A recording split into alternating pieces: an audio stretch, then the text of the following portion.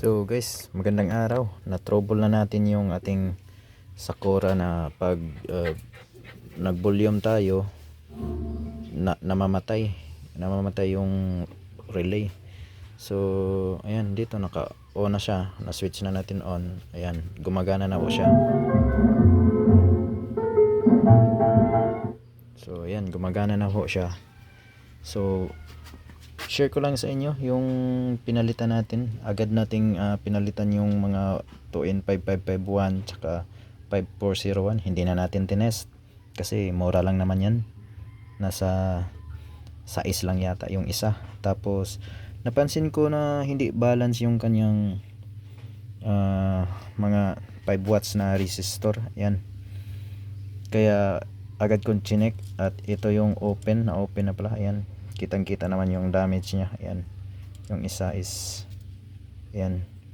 So nag open na po siya kaya hindi siya balance yung kanyang output. Pag voltage check ko, ayan, hindi po siya balance.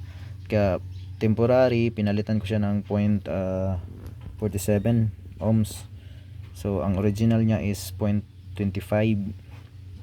So pinalitan ko siya ng 0.47. So gumagana naman.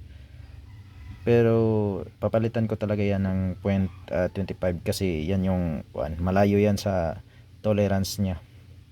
Kaya so yung problema na pag binulyuman is nag-o-off yung relay kasi hindi siya balance yung output niya kasi nga sira ito tsaka yung mga 5551 tsaka 5401. So kunting tips pag mga ganyan yung sira, ayan, sunog na, masyadong damage yung mga, lalo na yan na damage yung board, palit na agad sa mga kapitbahay niyang mga transistor.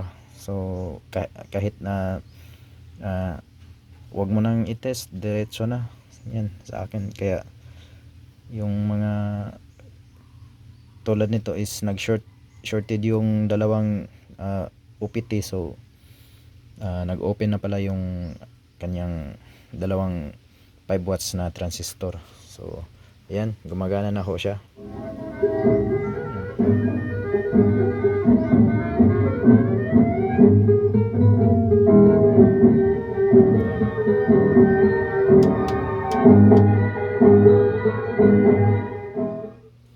So yun lang, thank you.